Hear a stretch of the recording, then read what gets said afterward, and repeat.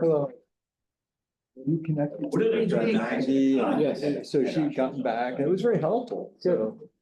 I can't remember I meant to the say copy nasty. on it, but I sent a link to this report for that charrette that they had. See the postal guy? Oh, yeah. So he couldn't post it, you know. The St. Streets area. Sounds like a guy- So this guy that it brings was very the helpful, gas. good, so. And then the other guy. Some improvements. That sounds north sound. So. But I was. He has a postal, like he was a postal carrier or something. Yeah, you know. But what happened that they finally make they, I won my reps, yes, yeah, what was my opinion? Well, I mean, you're the director of maintenance. Kind of like.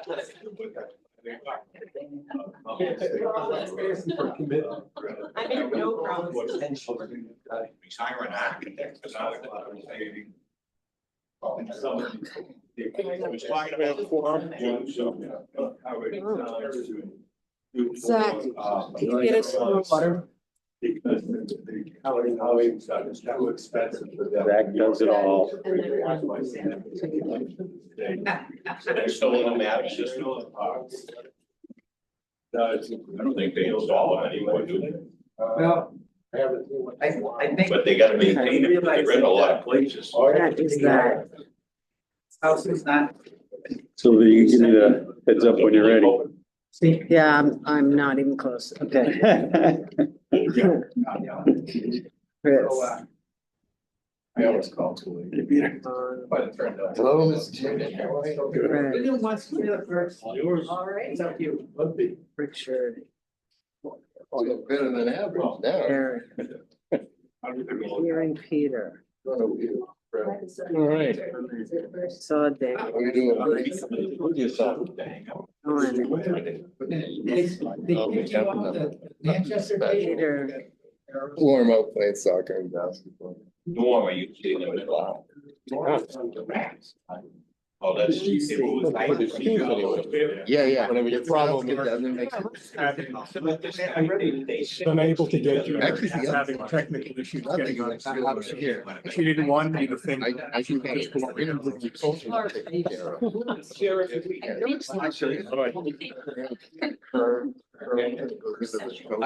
I didn't put it.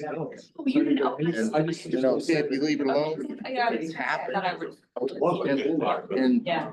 I don't know, it's a year and a half, because I was able to control it with the concentration. I mean, I. It was Scottish. Yeah. And, So we get inflamed? yeah, it's super tender and it flamed up a few months ago. Finally got a reaction. I was that. Take a skin tap, slide it right underneath. So I don't know. The next one, That way to get it. where it out and it sinks in. About. And then they paint it. It's not that big a deal. Oh, wow. Now, Jack, a couple of weeks later, I'm in great shape. Into a local, Yeah. Now get to show here and here and down. You work, if you want. I'm like, I keep watching it. Amazing, really. Hey, good morning. We'll get going if we can here. It is a lot more. I'd like to call the order the meeting of the Metropolitan Planning Commission on May 27th, 2025. You're recording, Sylvia? did you hit record, Cam? It doesn't say. we're- Yes, I'm recording. Okay, thank you. Call for action on the meeting, the minutes from April 22, 25. I'll move to approve. Motion second. Sylvia, roll call. Hold on. And they're Griffin, okay. Okay, Auburn, we have Chris Sterndale. Here, yes. Bedford, we have Bill Jean President, yes. and Mark Snyder. President, yes. From Candia, Ron Laverdure. From Chester, we have Deb Munson. Here and yes. From Deerfield, Fred McGarry, Here and yes. and virtually Errol Rhodes. Yes, here and yes. Thank you. From Derry, we have Richard Trippenhouse, Here, yes. and online, John O'Connor. Here and yes. Thanks, John. And Jeff. And what? Jeff Moulton. Chip, No, sneaky. And we have Jeff Moulton online. Here and yes. Thank you. Keeping me honest. Francistown, we have Gary Schneckenberg. Here and yes. Everybody else. Let's see. We have from Goffstown, Jacob LaFontaine virtually. Here and abstain. Thank you. Londonderry, we have Deb Levens. Here and abstain.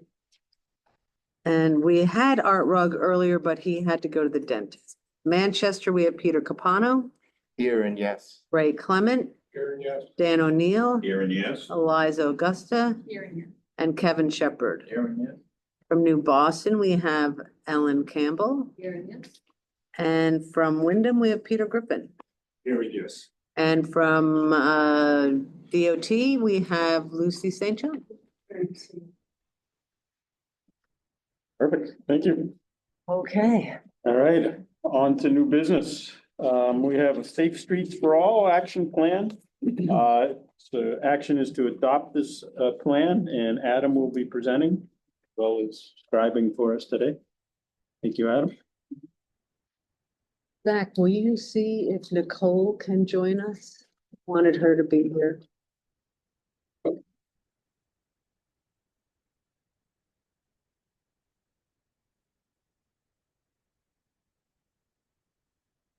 And also, the pizza, just an FYI, the pizza is here. Thanks, James. James had to go get it. So have a seat anywhere, Nicole. Wave Nicole. Nicole is our newest person, Nicole, and she is going to be helping our team in the field. Thank you, Dan, for waving. Oh, this is I already the most waved. important group here. This is.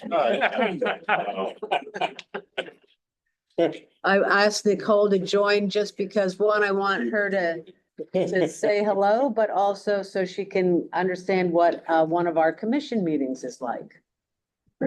So please welcome her after the meeting. And also, before we start with Adam, should we take 5 minutes since it's just before? Might as well. All right, everybody online, Let's make it quick. make it quick, go get your pizza.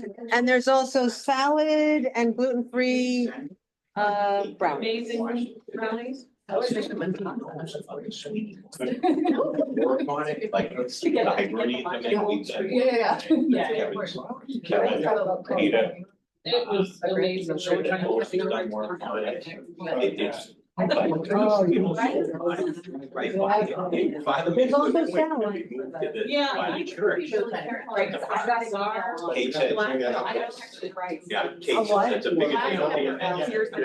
Oh, there's no black pepper in it. Oh, no salad dressing? No, salad dressing's on the side. It's just like this. Letters. That's what I like. Okay, okay. Being Gary. Yeah. Cheers. Then they have a question. Oh, yeah, no, there's nothing like that.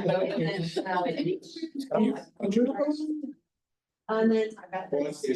Yep. The plot.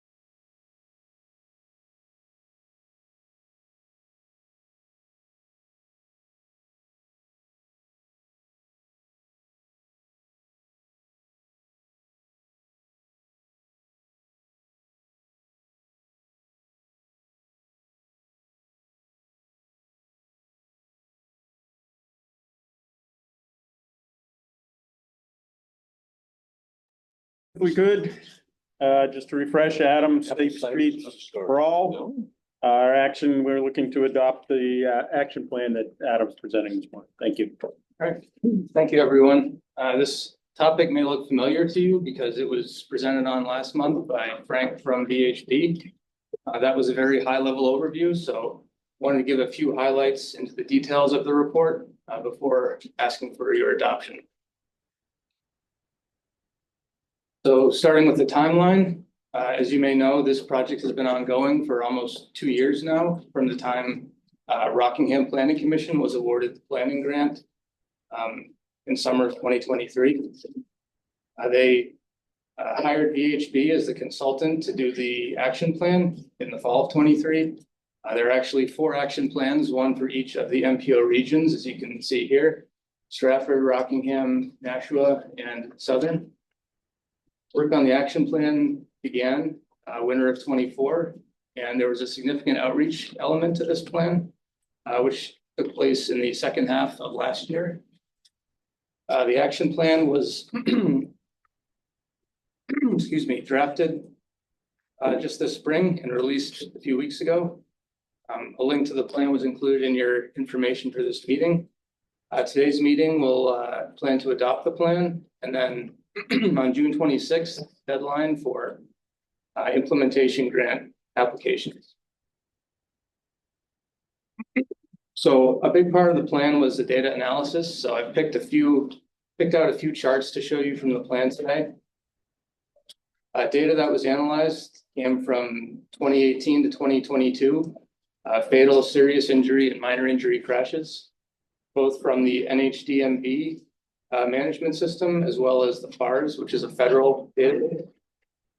In that 5-year period, there were 99 fatal crashes in our region, 467 with serious injuries, and just over 4,000 with minor injuries.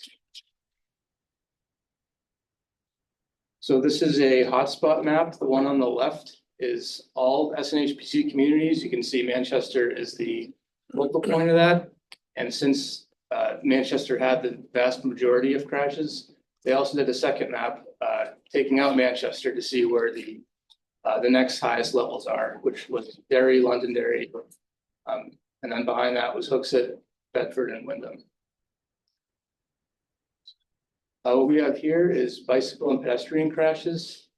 The red triangles are the fatal crashes. The yellow squares are suspected serious injury, and the gray crosses are minor injury. You can see these are overlaid on disadvantaged census tracts. You can see mainly in Manchester, but also in Derry. Critical emphasis areas are defined as factors strongly associated with fatal and serious injury crashes throughout New Hampshire. These were laid out in the New Hampshire Strategic Highway Safety Plan from a couple of years ago. These factors include everything from intersections, roadway departure, distracted driving, vulnerable roadway users, both motorized and non-motorized, and vehicle occupant protection, which is folks using their seat belts. So these factors showed up throughout the plan, and the data was analyzed to zero in on which of these factors were in play in crash location. So this chart here is the cross matrix analysis, and it takes the critical emphasis areas I just mentioned. And if you look down the side here are all of those emphasis areas, and then again across the top. And what this chart shows is the degree to which emphasis areas overlap in a given crash. So for instance, let's look at the second one down here, roadway departure.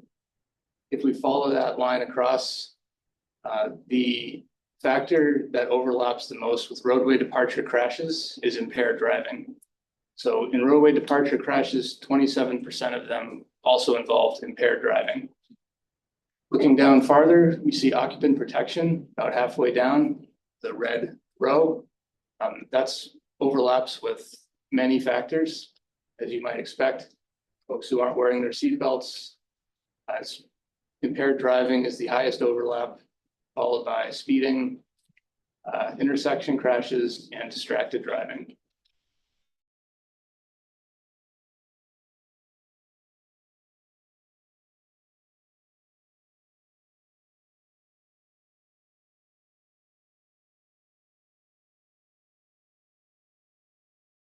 I think so. That's a good question. Especially for pedestrians, I don't know. Yeah, that's a good point. I'll have to look into that.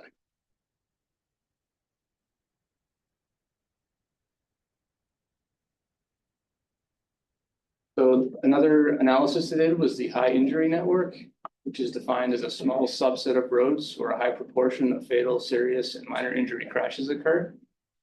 There were 50 high injury networks or corridors identified in our region, which represents 5% of the roadway length in our region.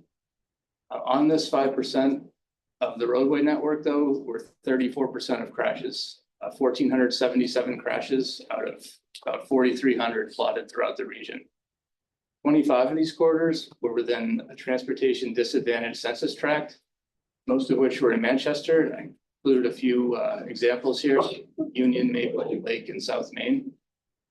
And 52% of high injury network crashes occurred in these disadvantaged areas. Safety countermeasures was the next part of the plan, defined as strategies effective in reducing roadway fatalities and serious injuries. So to the right here, this is a list of safety countermeasures, everything ranging from speed safety, variable speed limits, to bicycle lanes, pedestrian hybrid beacons. And then on the bottom, we have roadway departure, rumble strips, median barriers, things like that. There are actually 28 of these. This is only a screenshot. That's all I could fit on the screen. This is the toolbox from which we can draw to try to decrease these crashes on all of our road classes, which are listed to the left. So 40% of crashes occurred on principal arterials, 37% on minor arterials, and then collector and local roads had lower percentages. For this analysis, interstates, freeways, and expressways were excluded. And the next part of the plan was prioritization of the safety countermeasures. I just selected a couple examples here. This one is Front Street from the Everett Turnpike up to Riverbank Road, which is at the Hooksett Town line, just south of the Bass Pro Shops and Market Basket driveway. This is a 1.9 mile stretch that was looked at. 2-lane principal arterial with short residential setbacks. Most of you probably know this.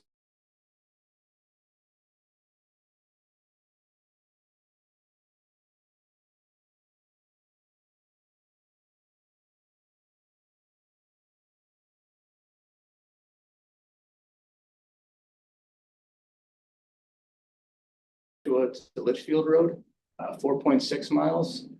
This is a 2-lane residential connector with narrow lanes, fixed objects near the road. Countermeasures, they recommended a rectangular rapid flashing beacon and enhanced crosswalk at Sunnycrest Farm, which is what's pictured here. You may be familiar with Sunnycrest Farm if you've been there in the summer or fall. It gets very crowded. Cars coming over those curves just can't see you when you try to cross. Enhanced delineation for horizontal curves. Again, rumble strips and wider edge lines were recommended for this particular roadway. Strategy tables organized by emphasis area. This particular one was engineering countermeasures to reduce vulnerable user crashes. So I won't read through this whole chart, but this is to give you an idea of what the proposed action is. So this first one, pedestrian and trail crossing improvement and installation projects. Signs, signals, and pavement markings at pedestrian and trail crossing locations. Moving across to the right, we have a proposed lead agency. Performance metrics, so tracking any improvements on any of these strategies over the next 2 years. The application, land use context, safe system element, funding sources, priority, and an implementation timeframe. So there was one of these tables for each of the emphasis areas. But again, just as a quick example, one that I chose. So the next step in this process is the implementation grants. So the idea is with the MPO having adopted this plan, municipalities can then apply for implementation funding through the SS4A program. And municipalities can apply directly if the proposed projects and strategies are identified in this action plan. Eligible activities, there are many activities, including infrastructure, behavioral improvements, or operational improvements. I've listed some of the examples here. Everything from safety treatments, speed management, technology type things like signal optimization, as well as safety plans are some of the directions municipalities can go if they choose to apply for this grant. Have a link for more information, and the deadline is about a month away. That is a quick overview. I have a question. How much is available funding? Nationally, the overall amount available is 5 billion, of which I think 2.9 billion has been claimed. Allotted. That's national. Yeah, it's It's a competitive grant, so. Any other questions for Adam? Mr. Chairman. Yeah. Adam, you mentioned Front Street, and maybe Lucy knows the answer to this.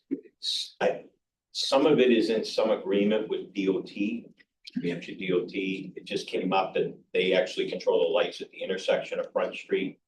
I don't know if that's factual, but somebody said that to me. We're talking about something on Hackett Hill. Would we need to include DOT in that if there was a application brought forward? I would say yes.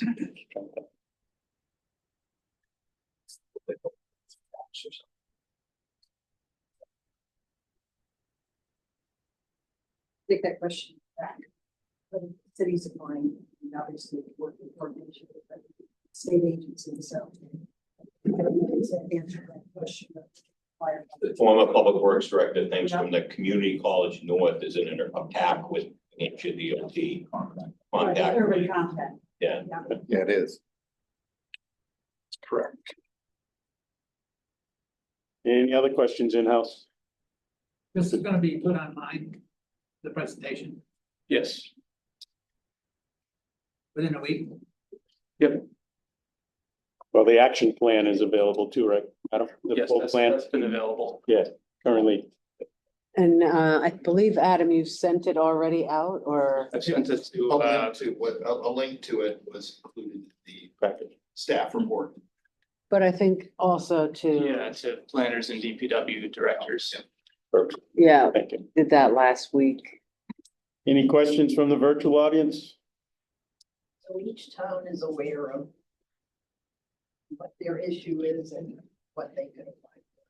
Yeah, this same presentation went to the TAC. Mhm. And so we are encouraging, this is sort of step one of a multi-step process. So step one was that this had to happen. This needs to be in place for communities to be eligible for funding. And so now we're encouraging the communities to do their thing. And hopefully, I don't know, I think Manchester was looking into it. I forget if other communities were looking into it, but we're encouraging all our communities to look into this for the funding. Manchester is applying. Yeah, they are applying. We just got a request for a letter of support from their grant managers. Excellent. But what, what streets are? They're gonna apply for a planning and demonstration grant, to look more broadly about strategies citywide, and with a particular multimodal focus.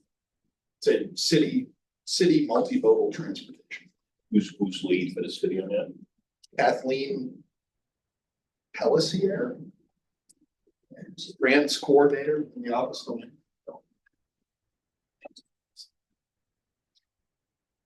Given that, Mr. Chairman, I'd make a motion to approve the state safe streets for all as presented.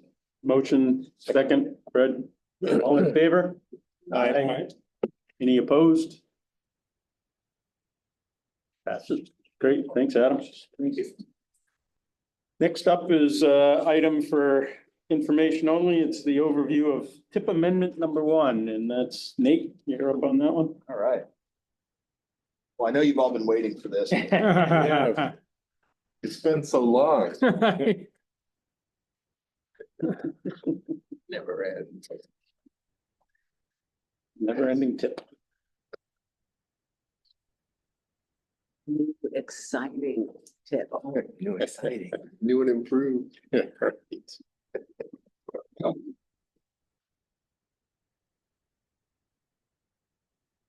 Okay, I think everybody can see this in full screen, both online and in the room, but if you can't online, let me know.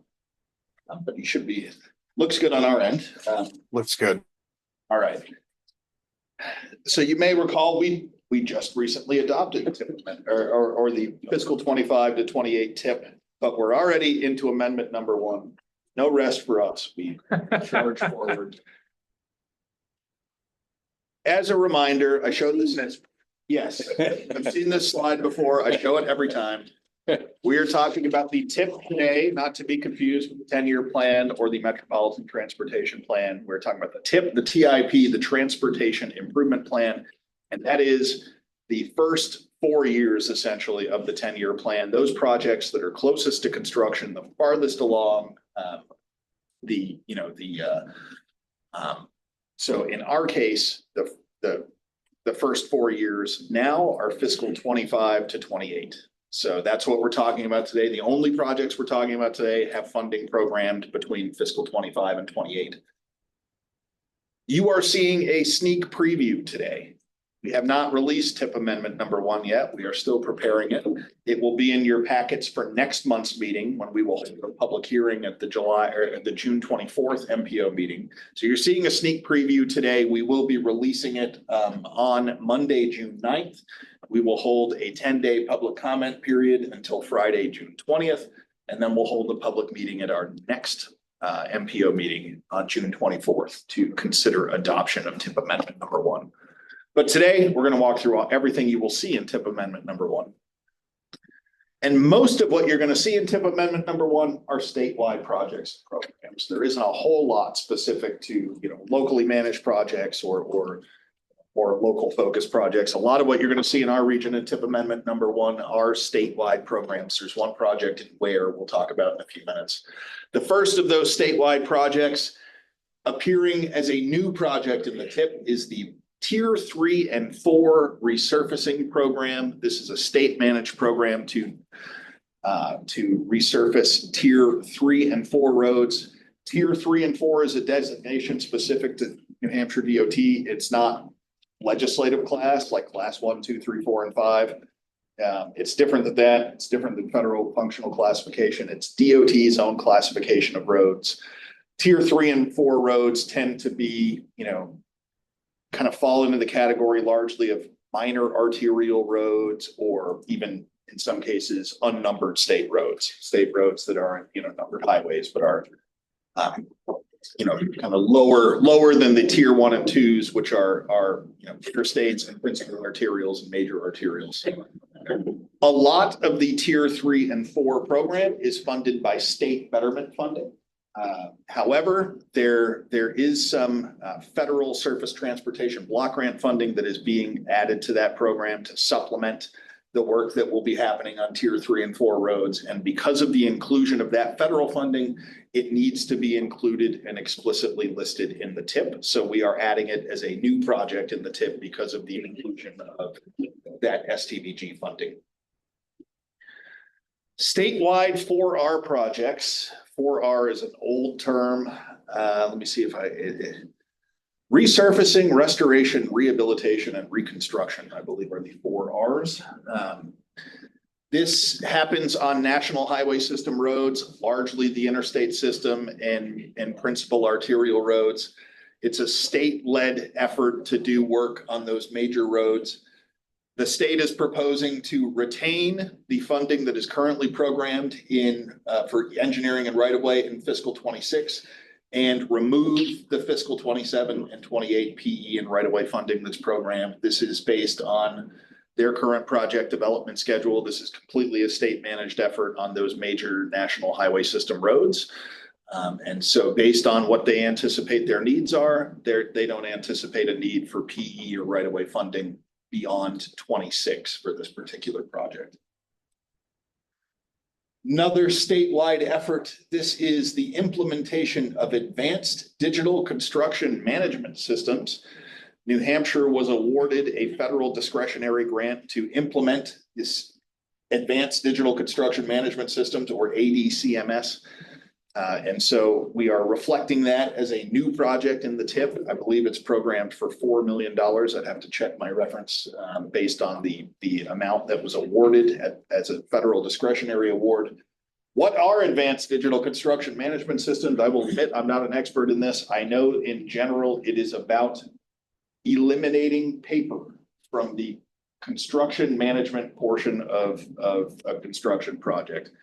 So things that you would normally do and see, by construction managers, verifying quantities and doing all of those things would happen largely by apps and digitally rather than by paper, and, by reducing the amount of paper and having a lot of these kind of functions of construction managers happening digitally. It's presumed that economies of scale can be realized and that more can be done with less, rather than a traditional kind of paper-based construction management system. So we'll see what comes out of this effort. It's an interesting project. Again, it's not my area of expertise, but you're going to see it added as a new project in the TIP to reflect that federal funding award. The statewide underwater bridge inspection program, most of the time this is encompassed just as a statewide program. You'll see it listed in our TIP as program UBI, underwater bridge inspection. However, the DOT is adding in some non-participating state funding to this project. So it will be funded with a combination of federal and state non-participating funds. The addition of those non-participating funds means that we need to break it out and list it individually. We can't kind of encompass it in that program anymore. We need to list the portion of that project that includes non-participating funding as an individually listed project. So you will see this project now appearing in the TIP as a new project, statewide underwater bridge inspection 44536, and it's just for, exactly what it says, underwater bridge inspections. Yeah. What is non-participating funding? So when an effort is funded, let's say you have federal funding supporting an effort, and that federal funding is supporting an effort that is federally eligible, and then you say, oh, we want to tack on some other funding to do another element. We want to piggyback some work onto that may not be federally eligible, that we are going to fund with our own funds instead of federal funds. When you're mixing that non-participating funding with the federal funding and you're doing elements of work that may be federally eligible and elements of work that may be non-participating, that's why it's broken out differently. It's basically different sources of funding supporting a combined effort that is both federally eligible and non-federally eligible. Thank you. In Ware, the bridge replacement of River Road over the Piscataquag River, this is increasing construction phase funding based on the current cost estimate and moving PE right-of-way and a portion of construction phase funding from fiscal 26 to 27 based on the current project schedule. This project is moving along. I know DOT is working closely with the town of Ware. And basically these changes are to reflect the current estimate for the project and the current schedule for the project. There's a change to the 5307 program, the FTA 5307 program. That is a chunk of Federal Transit Administration funding, and that is administered by New Hampshire DOT specific to the Boston urbanized area. And so New Hampshire DOT programs those projects that come in with that 5307 formula funding.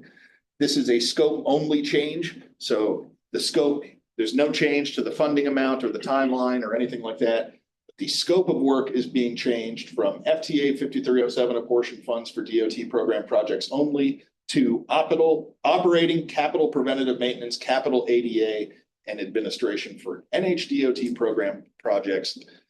For example, Boston Express. Largely, Boston Express is, what the most significant project that's funded through those DOT 5307 funds. However, a few years ago, when the project development phase of the Capital Corridor Passenger Rail project was happening, they funded that work through this section 5307 funding source. So anything that, is transit related that benefits the Boston urbanized area as a whole is potentially eligible, for operating capital preventive maintenance ADA.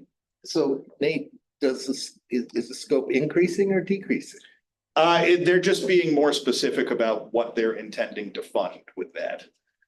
I think FTA has, wanted the scopes to be a little bit more specific than just, 5307 apportioned funds.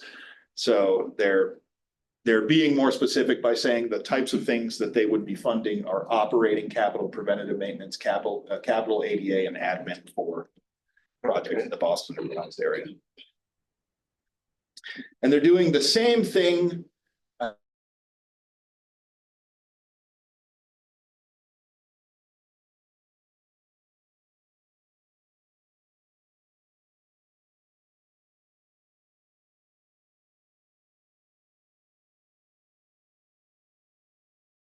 for elderly and disabled transportation services. The approved scope, capital mobility management and operating for seniors and individuals with disabilities. The proposed scope,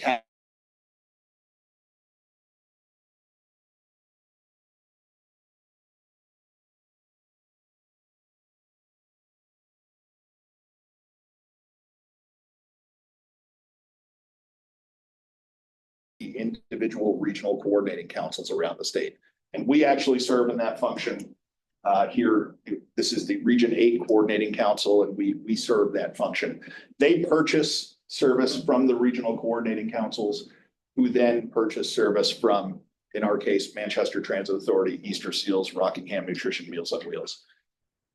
DOT isn't actually directly funding the operation of those services. They're purchasing those services. It's a kind of an in the weeds distinction, and it doesn't look like much on paper, but there is a, rationale behind clarifying that scope.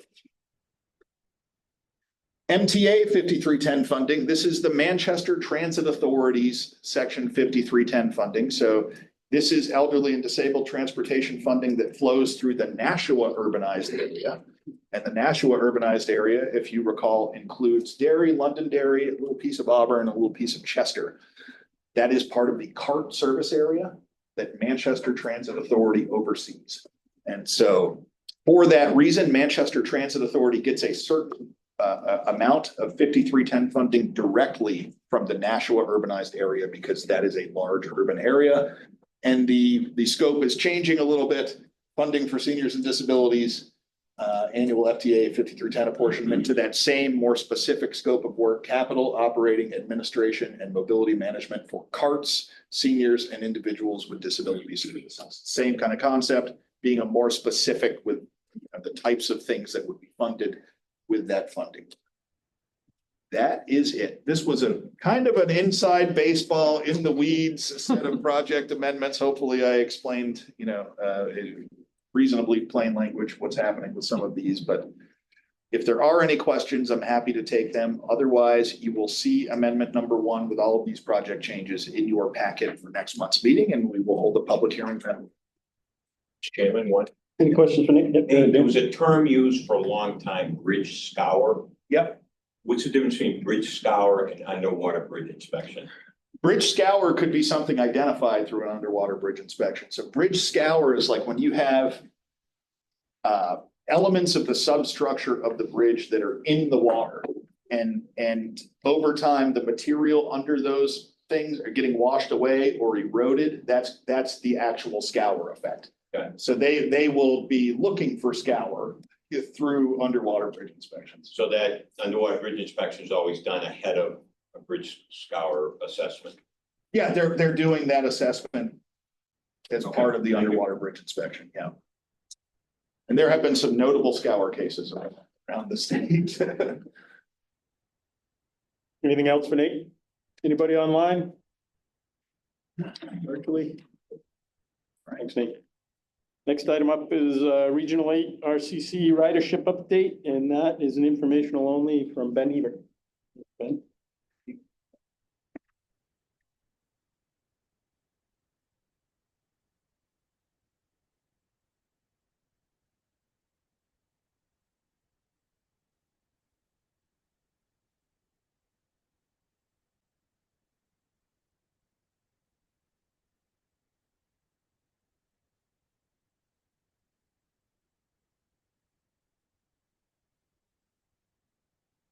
This should be full screen online, but if it's not, just go ahead and give me a holler. So today I'll be showing everybody sort of a yearly recap about ridership trends happening throughout Region 8. If you were paying attention to Nate's speech about 5310, this is a sort of a product of 5310 regions. And Region 8 is Region 8 is pretty close to the Southern New Hampshire region. The only difference is that the town of Francistown is not a part of this RCC. And we actually have a couple of Rockingham Planning Commission towns within our RCC, specifically Raymond, Sandown, Danville, Hampstead, Atkinson, Plastow, and Salem. And so these 20 communities together are the most populated region compared to all the other RCCs throughout the state, with a population of 353,000. We also have the largest population of individuals with disabilities and older adults as well, at 79,000, almost 80,000. And just to compare, wait, no, sorry, I'm getting my slides mixed up. And so what I'm looking at here is ridership data from multiple transportation services, such as the regional shuttles provided by MTA, which provided 2,100 one-way trips in 2024. The Caregivers, which is a volunteer driver program based here in Manchester, which provided 2,300 trips. There's Meals on Wheels at Rockingham County, providing almost 3,000 trips throughout Rockingham County, with the exception of the CART communities. Is that annual? This is calendar year 2024. So these are the amount of one-way trips they provided from January 24 to December 24. So there's also Easter Seals based here in Manchester, which provided 3,200 one-way trips. The town of Atkinson actually has their own in-house call demand service, which provided 3,600 trips, all to their residents. Wow. And then there's the MTA Step Saver program, which provided 7,500 trips, mostly within the city of Manchester. And then there is the call demand service CART, which serves Londonderry, Derry, and Chester, as well as the RPC communities of Salem and Hampstead. And they provided over 11,000 one-way trips in calendar year 2024. And in total, these 7 services covered 18 out of the 20 municipalities in Region 8. They serve over 93% of the region's older and disabled population. They provided over 33,000 one-way trips in 2024. And just to compare what 33,000 one-way trips looks like, it's a little bit more than ridership out of Topeka, Kansas, Duluth, Minnesota, and Fort Collins, Colorado.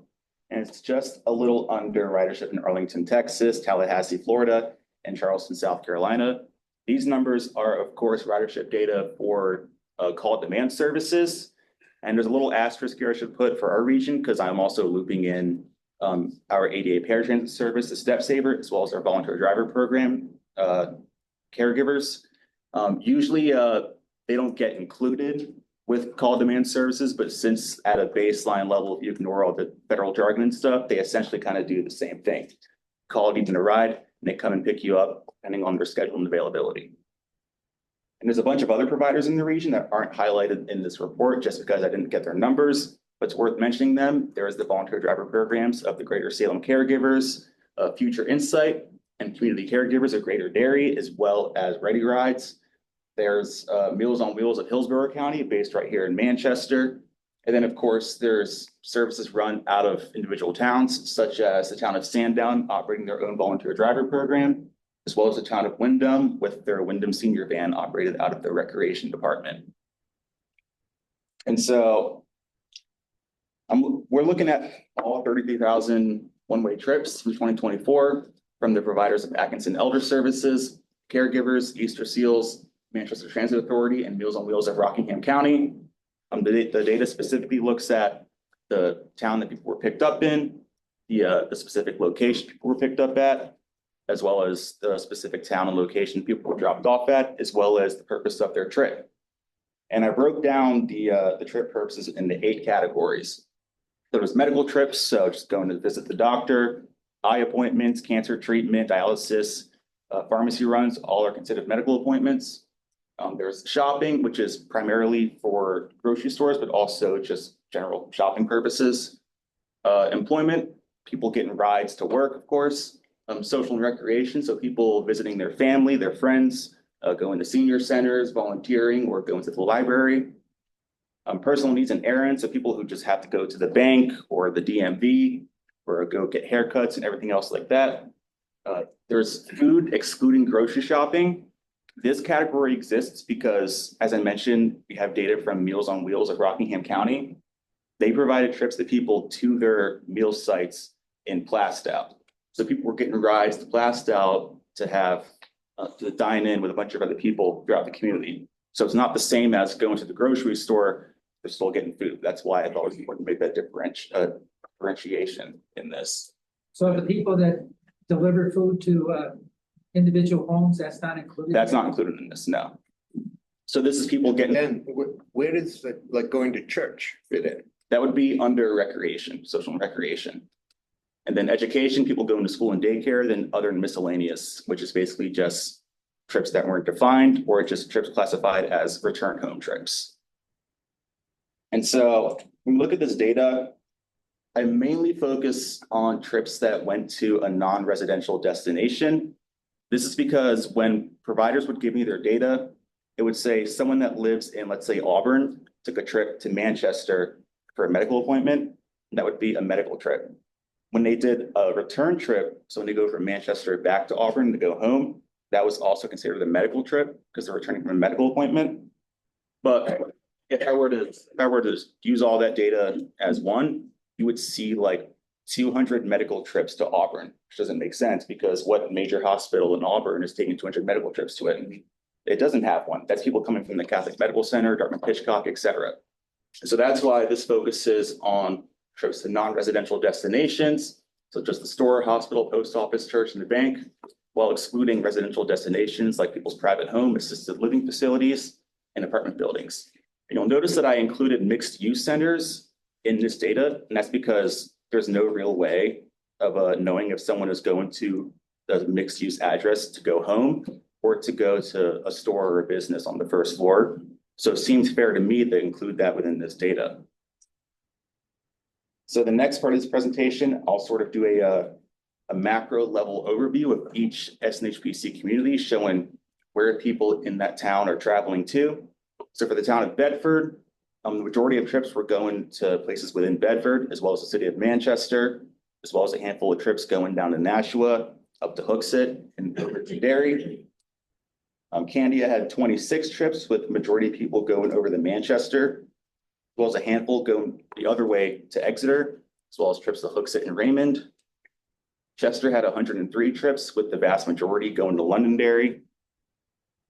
Derry had 2,659 trips. Half of those, or not half, the majority of those go into either within Derry or Londonderry, as well as a couple hundred going over to Hampstead and Salem, and then a handful going up to Manchester. What's DO? What's that? What is DO? DO, oh, drop-offs, sorry. Drop-off. Drop-offs, yeah. So Goffstown had 914 trips. Majority of those go into Manchester at 487, but also this Goffstown had a pretty even spread in terms of where people are traveling to. So people were also going to within Goffstown, Bedford, and then a handful going up to Concord, down to Merrimack, and up to Hooksett. Hooksett had 715 trips, most common going to Manchester and within Hooksett, as well as a handful going up to Concord, over to Goffstown and down to Bedford. Londonderry had 1,753, mostly staying within Londonderry, also going over the Derry, then a handful going down to Salem and up to Manchester. Manchester having 6,216 trips, with the majority of people traveling within Manchester, and as well as several hundred going over the Bedford, Hooksett, Goffstown, as well as a handful going to Derry, Londonderry, Concord, and Merrimack. New Boston having 216 trips, with the vast majority of those going over to Manchester. And then after talking about all of that, when we look at the most common towns that people are traveling to, we break it down to these 6 right here. So Manchester, being no surprise, the most common town people travel to at 6,067. Also, Derry and Londonderry have a pretty even amount at 2,521 and 2,138, as well as under 1,000 for the towns of Hooksett, Goffstown, and Bedford. When we look at the trip purpose, the most common trip purpose for people traveling to these towns, you'll see that for Manchester, 56% of those trips were for medical purposes. For the towns of Hooksett, Goffstown, Bedford, and Londonderry, the most common trip purpose was for shopping purposes. And then for Derry, the most common purpose was for employment. And then just look at the second most common trip purpose, it's still within those 3 categories: medical, shopping, and employment. So for Hooksett, Manchester, and Londonderry, that would be employment. Goffstown and Bedford, that would be for medical, and then Derry, that would be for shopping. And so there were 448 different destinations that people traveled to in the year 2024. These 5 locations make up almost a quarter of all those trips. These locations being the Vic Geary Center in Plastow at 644 drop-offs. That's one of the Meals on Wheels meal sites that bring people to. That's why the ridership was so high. The Silverthorne Adult Daycare and Nursing Home in Salem at 659 trips. You may remember that I said I didn't include assisted living facilities in the data, but since this is also an adult daycare center, I didn't have the information to know if people go in there because they live there or if they're just going there for daycare. So it just seemed fair to put this in regardless. And then the South Willow Street shopping area in Manchester had 816 drop-offs. There's a couple locations in this analysis where I kind of grouped together a bunch of individual drop-offs into one miniature region, just because it made more sense to me. So if you have 10 people go into various different stores in one confined area, it just made more sense to put together into one region. The second most common place was the Garden Lane Plaza in Woodmont Commons in Londonderry at just under 1,000 drop-offs.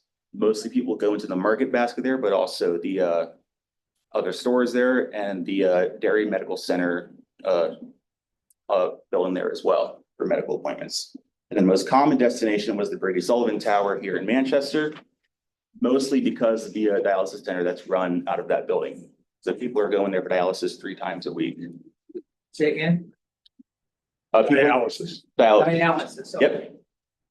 And so if we add the next 11 most common destinations, now we're looking at almost half of all trips. And I'm stopping here, by the way. I'm not going to go into all, unless you want me to.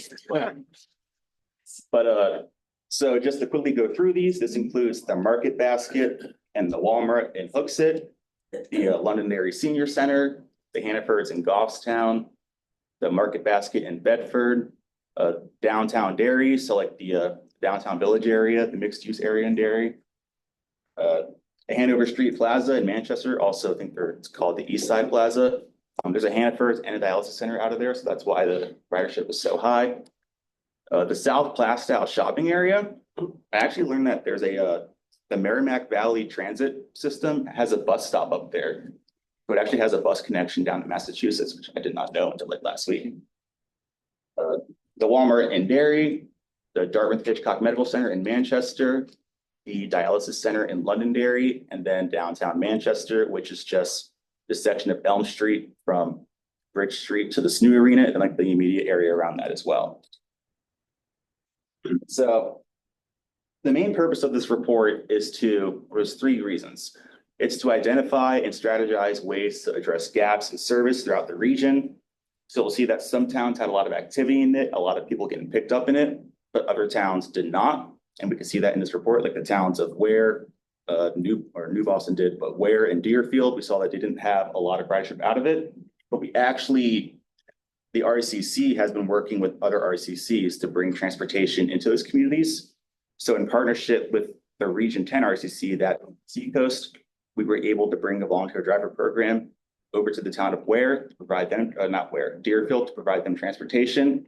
And that started back in October of last year. And then we've been working with the Region 5 RCC, and that's the Southwest region based out of the Greater Keene area. We've been working with them to expand a volunteer driver program out of there into our region to serve not just Ware, but also New Boston. And then we can also use this to build partnerships with organizations that people utilize for transportation. So you'll notice that a lot of people use these services mostly to go to hospitals, medical appointments, and grocery stores. So we know what healthcare organizations have a lot of traffic through our transportation services, as well as our shopping centers. And we can also use this to explore potential opportunities to implement efficient transportation services. And an example, I'll show an example of this, and that is this section of Derry and Londonderry, specifically this stretch of Nashua Road / Broadway, and then this stretch of Birch Street / Crystal Avenue / Manchester Road / Rockingham Road. That's why I didn't label the streets, because they changed names like 6 times. But so along this corridor, there's a lot of the destinations that I mentioned earlier, such as the Garden Lane Plaza, downtown Derry, the DaVita Dialysis, Elliott Urgent Care, and then the Parkland Medical Center. And then there's also a bunch of shopping areas around here that get a lot of traction as well. 1 second, please.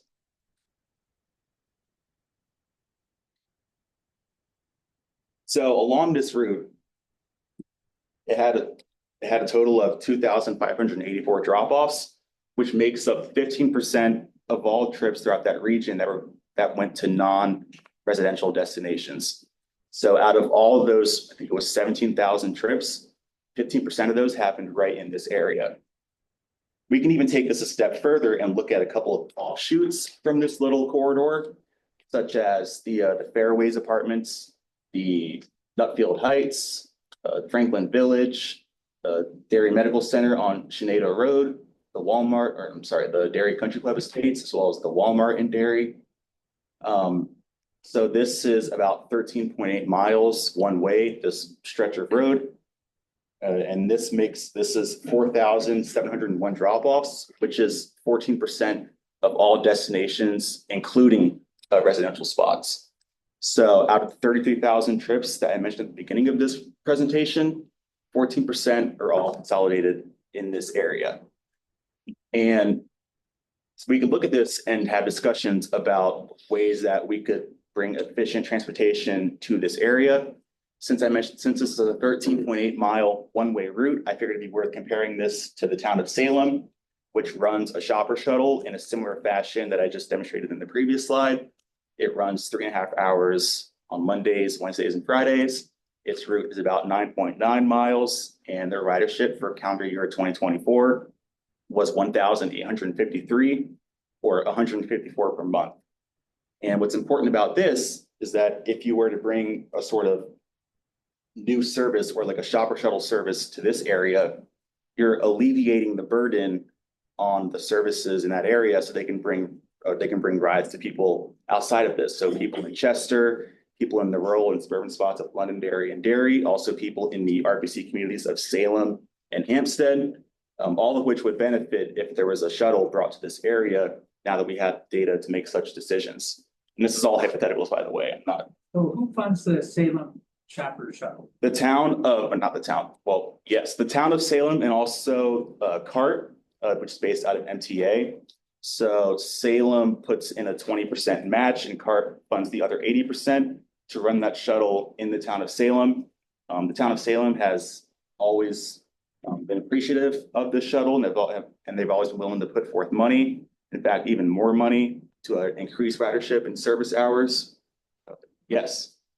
With all the funding cuts that are going on in Concord and Washington, Do you foresee any of these services just being eliminated completely?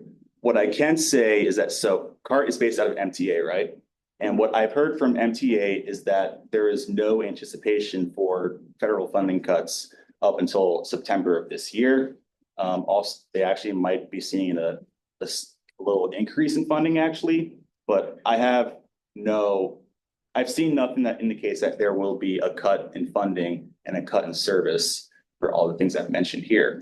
That's not saying that that they're not at risk of it, of course, but in terms of CART and MTA services, there's been nothing that's shown that they are going to be seeing service cuts, at least until September of this year.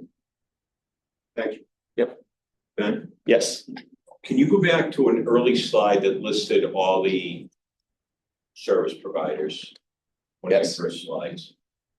Got to rapid fire this 1 second. Yeah.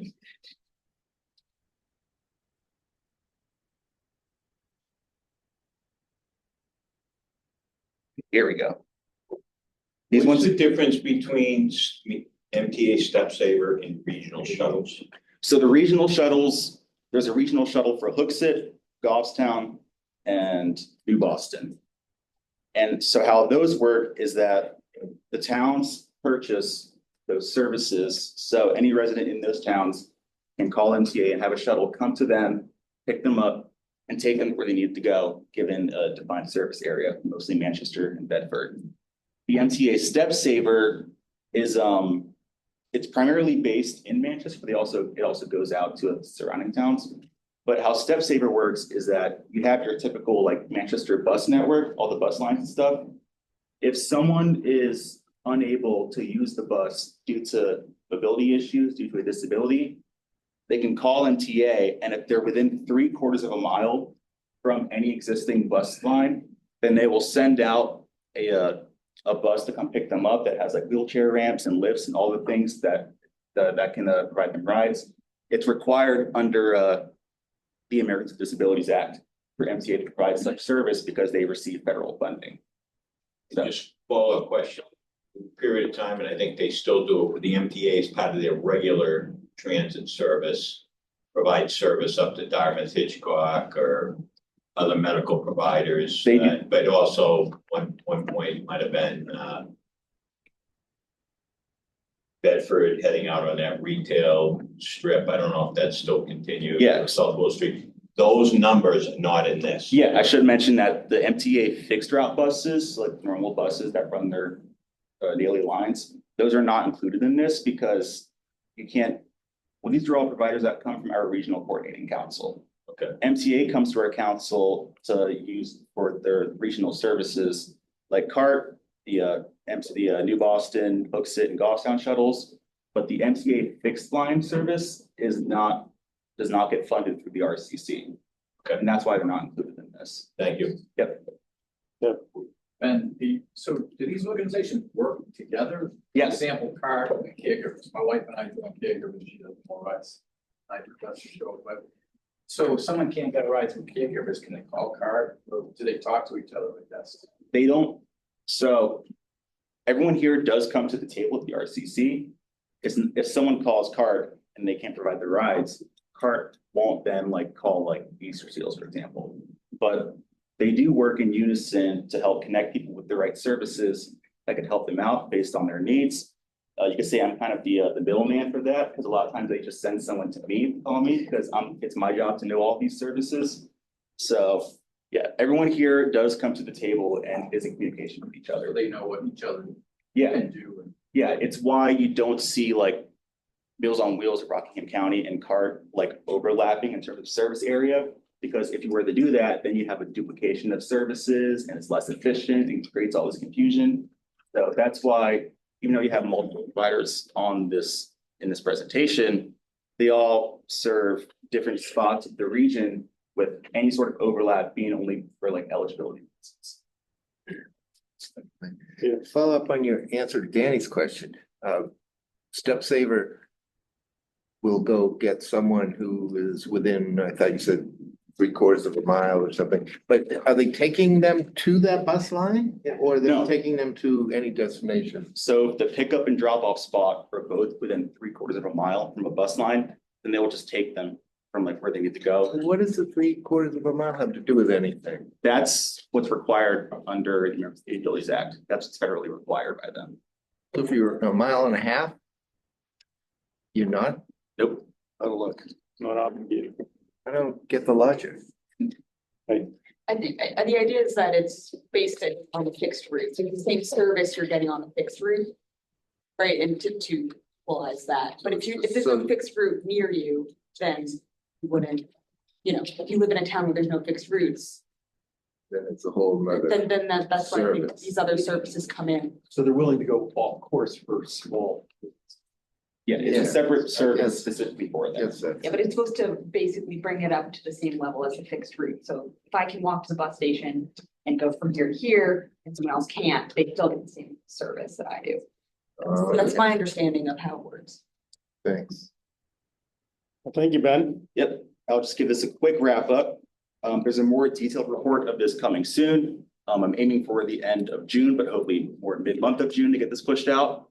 So will be interactive maps for all the towns. You'll see not just where people in the towns are traveling to, but also where people are traveling to a town. So you'll see like when people come to Bedford, where people are coming from. You'll see who's providing those rides, and you'll also see the purpose of those trips. So not just the shopping, medical, and employment, but also education, recreation, personal needs, etc. I don't want to go in depth with all of this today because there's a lot of numbers, and I don't want people throwing tomatoes at me because that would be interesting. And also, I wore a white shirt, so you don't want that happening. But yeah, be on the lookout for that. Thanks for everybody for listening. Any questions and comments? Yeah, right. Thanks. Thanks, Ben. Anything from the virtual audience?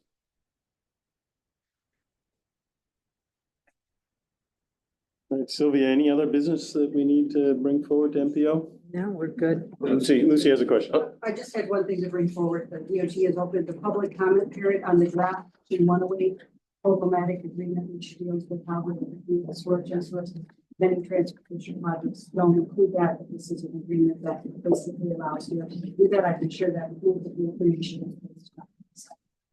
Great. Thank you, Lucy. Any other business? If not, I'll look for a motion to adjourn. Second. Motion second, all in favor? Aye. Aye.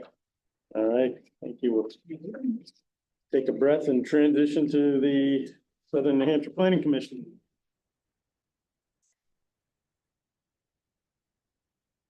Like to call action, the minutes of April 22, 2025 for Southern New Hampshire Planning Commission. And we'll do roll call. Motion. Motion to approve. Motion second.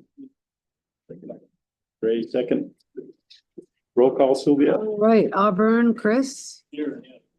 Bedford, Bill, Here and yes. and Mark, Here, yes.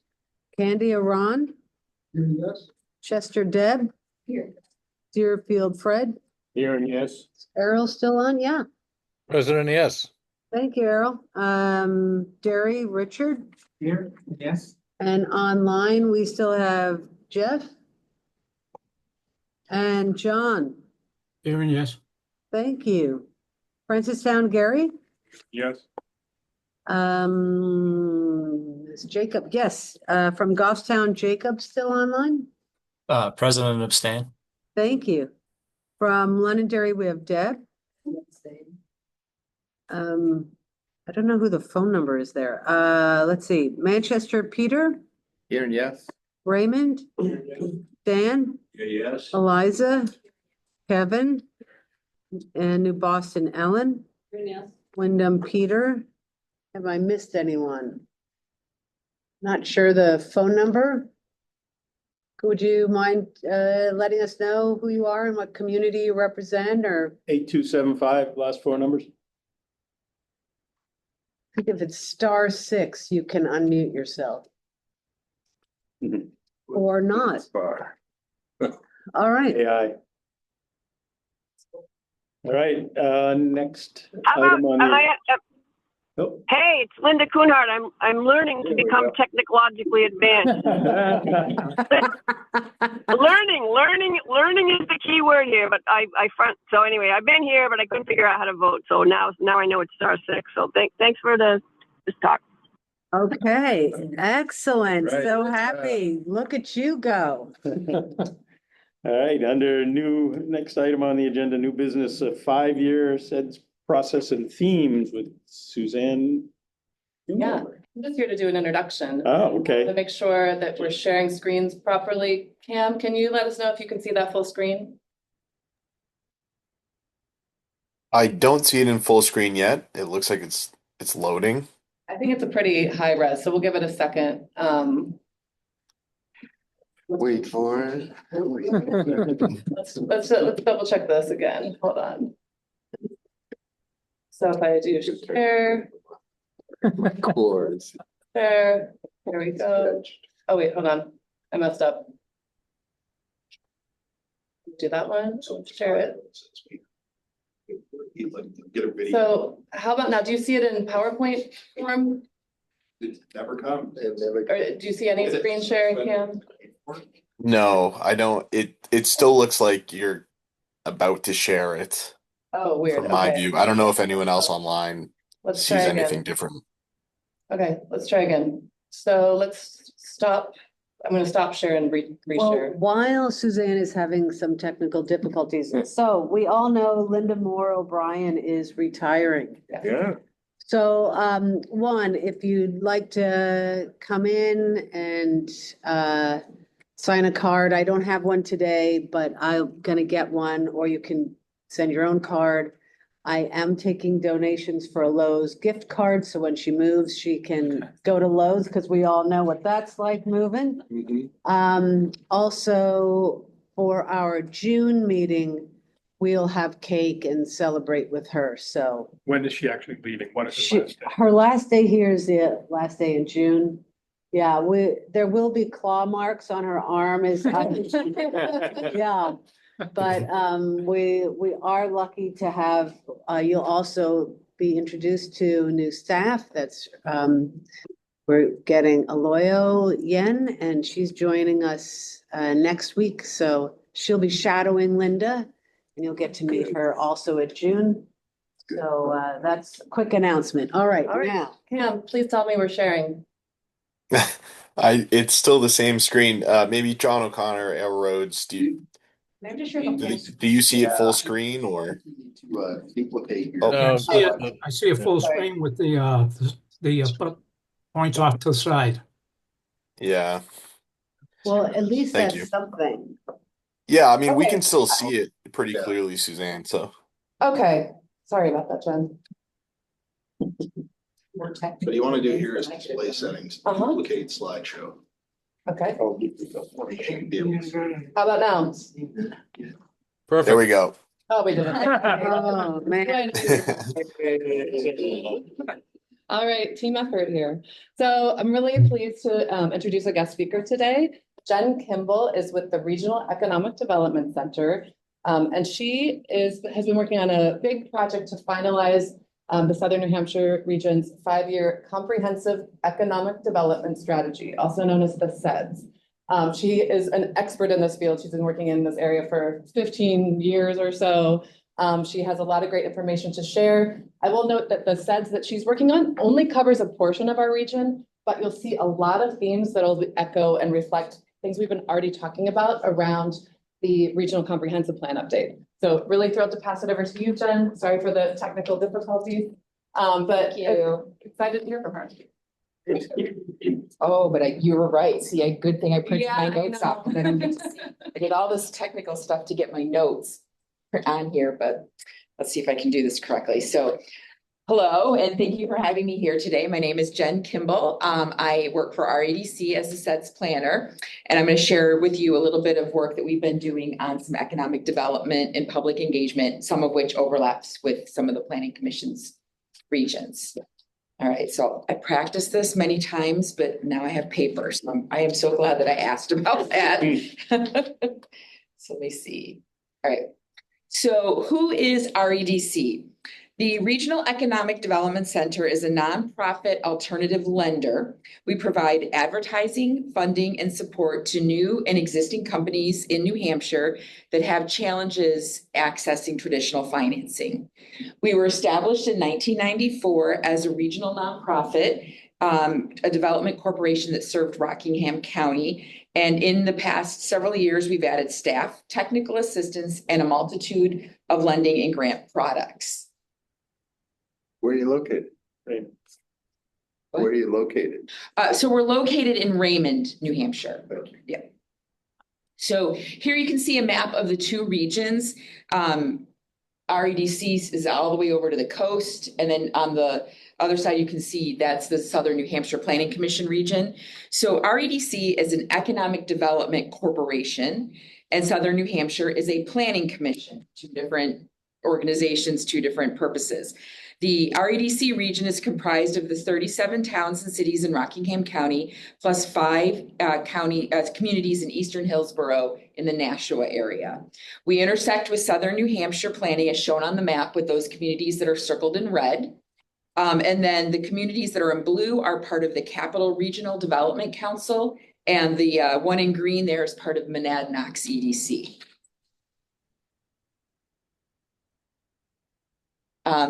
So we offer a number of programs and loan products to the communities in our EDC in our region, but we also do provide some statewide services for those communities outside of our region. Some of those include our Kiva crowdsourced lending program for small loans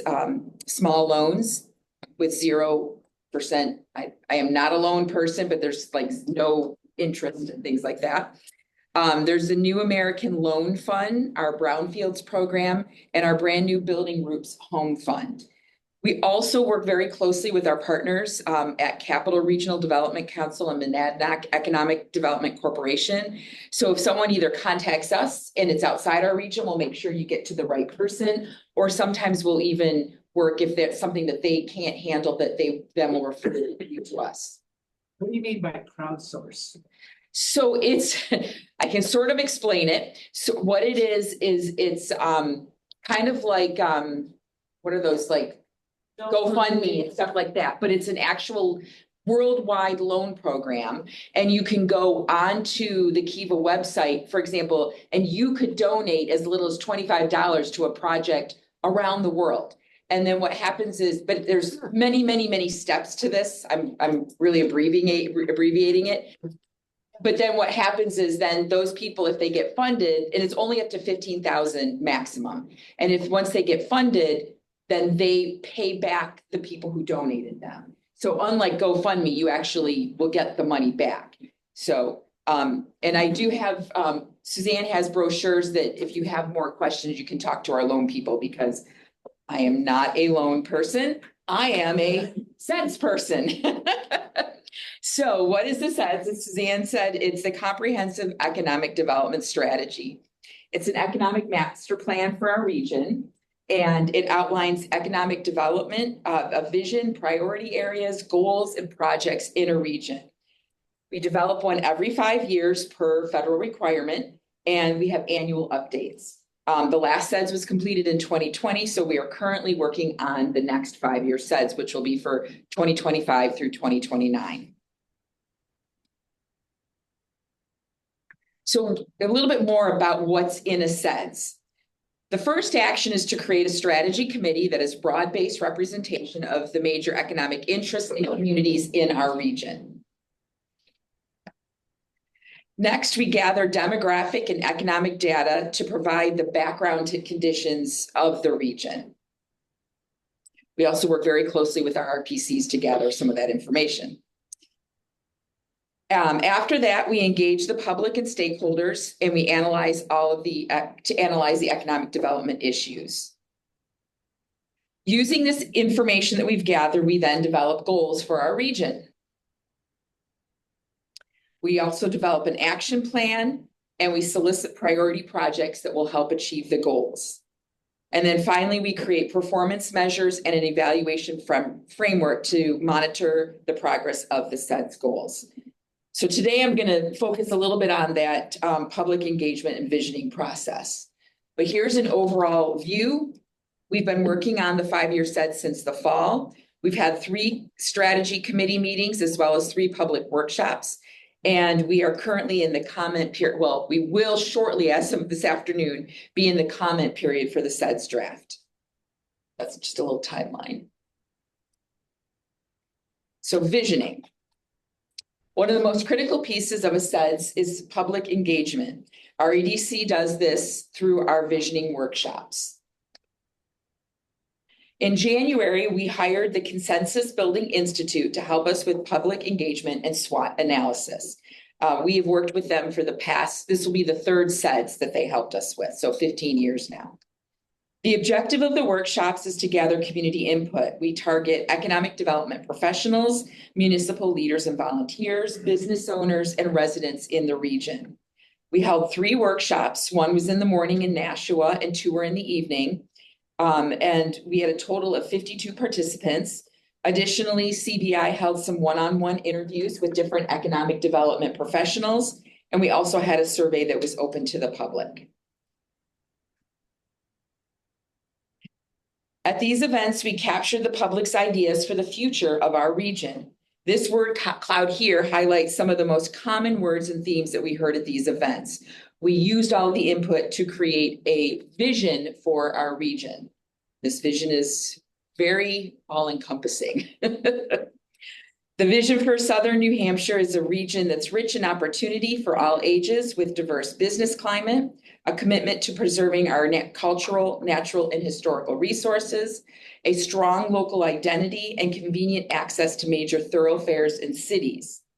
Achieving this future will necessitate collaboration between individuals, businesses, communities, and the state to foster a diverse housing stock, affordable childcare, a skilled workforce, robust and resilient utilities and infrastructure, a business-friendly environment with strong and welcoming communities.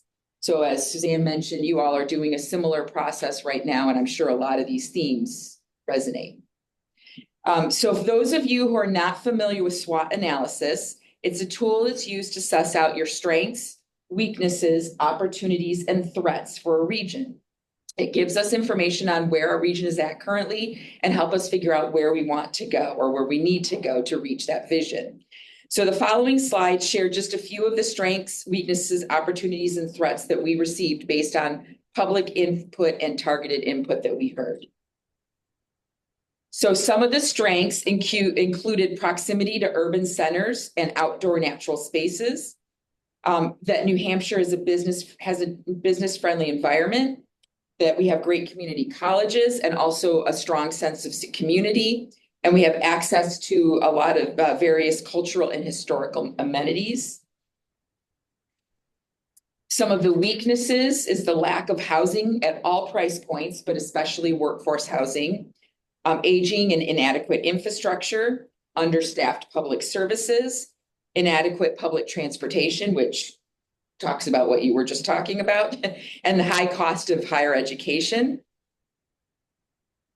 Some of the opportunities that were discussed were maybe the regionalization of public and emergency services, growing our public transportation options, expanding public water and sewer infrastructure, modifying zoning to allow for more density or other housing options, and helping to facilitate aging in place for our older residents, seeing as that New Hampshire is the 2nd oldest state in the country. We want to make sure we have a place for our residents to stay. And some of the threats that were discussed were our heavy reliance on property taxes, low housing availability and affordability, resistance to change, our shrinking and aging workforce, natural hazards, and then a decrease in and uncertainty around funding. So using this SWOT analysis with our public and stakeholder input, we finalized the top areas that were considered a priority for healthy communities and strong economic development. Each of these areas have a corresponding goal along with objectives and strategies for reaching these goals. The CEDS also provides resources and partners that correspond to each priority area. And it's probably no surprise These are the top priority areas that came out of our visioning: housing, childcare, infrastructure and utilities, transportation, workforce attraction and retention, environment and natural resources, and community vibrancy, which included things like character, civic health, and aging population. So the goals that the public and community and staff came up with for each area: to develop diversified housing options for people of all incomes, ages, and lifestyles; to increase the availability and affordability of and accessibility to childcare; to invest in infrastructure and utility planning and improvements that strengthen the regional economy and increase resiliency to man-made and natural hazards; to invest in a multimodal transportation network that takes into consideration commuters, traffic congestion, parking, recreation, and tourism; to cultivate, support, and expand economic development programs that create jobs and attract and retain a workforce that meets the needs of existing, new, and evolving industries; to invest in the conservation of natural spaces while creating connections to local economies, improving access for residents and visitors, and building economic resiliency to disasters and severe weather; and finally, to strengthen community vibrancy by supporting local businesses, providing diverse housing options, enhancing public spaces, and promoting community and civic engagement. So the next steps are 2025 5-year CEDS draft is mostly completed. We will be starting our 30-day public comment period by 5 p.m. today. I have a draft waiting for me in my inbox when I get back to the office. And it will be available at this website, and we'll make sure that you guys have access to that. All the comments and questions are directed to me, and I'll have my contact information up there. And then once our 30-day comment period closes, we'll finalize the draft and we submit it to the EDA, the Economic Development Administration, who the grant pays for this document. So this is my contact information. Best to reach out to me an email, but you can also leave me a voicemail or check out our website for more information. So that is a general overview of what I've been working on. I appreciate your time and open it up to any questions.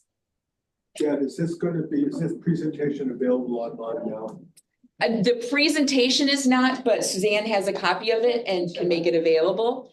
And then the actual document itself, which I should have brought a copy of what they look like, it will be available starting this evening. And then you can go using that website right there, which again, Suzanne will make sure you have. You can actually look at the actual document and then email any questions or comments to me if you have any. Jen, was any of this developed with NHBEA? The BEA? Well, BEA did, they were one of the resources that we talked to. And we had someone from housing at BEA, not New Hampshire Housing, but try to remember his name. There was the one you were at, Sylvia. He's from BEA. Anyway, yes, we did coordinate with them. Yes. He came and spoke to our group. What was Andrew? Andrew. Oh, okay. I think at the last meeting. Yes. Yeah, about housing. Yes. And Sylvia was at one of our visioning sessions and had to stepped in for Tim Roach, who had to leave after his presentation because of he had to pick up his daughter from something. And so I appreciate Sylvia did help us out and lead some of those visioning group sessions. Great session. Any other questions for Jen? Any questions? So the document will be available on the website that. Yes. So the draft document will be up there and it'll be up there for 30 days. And then once it's approved, we will put it up on our general website, and it will no longer be considered draft. It'll be adopted. And then like I said, we do every year we go through a process of updating it and going through a similar process. And we do invite all of the communities in that overlap to be part of our group, and even the communities who are outside of it, because we all know that regional planning doesn't really have borders. And so we do open up our strategy committee meetings to anyone who would like to participate. And Sylvia is on I think Suzanne, you get our emails. I think Cam gets our emails. So and I know that when you do your newsletter, you do put that information in as well. So we welcome you to attend or participate as you can. Great. Thank you, Jen. Thank you. Any other business? The only other quick thing, if anyone has an idea for annual meeting, a theme, I'm all ears. We would need to hurry up and reserve Dairyfield if we want to go there, but very interested in ideas for the annual meeting. So if you have anything, just where to find me. Champion under the seat. Sylvia, last year was for lunchtime, right? Annual meeting, I think, in Dairyfield. It was. Was the attendance better with that than at a Friday night? I don't think so. Don't think so. No. About the same, wasn't it? Yeah, it's been slowly but surely getting fewer and fewer people coming to the annual meeting. So one of the questions is, do we want an annual meeting? If it's hard for folks to come out on a Friday night or whatever it is. Past theme's been for us new people. Oh, Last year's theme. last year's theme, it was agriculture, right? Challenges to New Hampshire agriculture from climate change. Yeah, climate change and agriculture. Year before it was sustainability. We had composting and Yeah, yeah. we Have did. you done housing anytime in the last 5 years? Only because it keeps coming up on all these reports. Yeah, year before it was DECA, Army or whatever. Yeah, I don't know that was our annual meeting. Well, the land meeting with everyone in the area. Well, okay, housing is one idea. Creative approaches to housing Creative approaches to housing. issues. What's that? Zoning. Density, zoning, all those. All right, I guess it sends you any suggestions, Sylvia? Is that the best approach? That's the best approach. Okay, perfect. Thanks, everybody. Commissioner insights, any? Public comment? None? Motion to adjourn? So moved. Second, in favor? Aye. Aye. Meeting adjourned. All over that. Thank you. Only 7 minutes late. Yeah. Detroit foot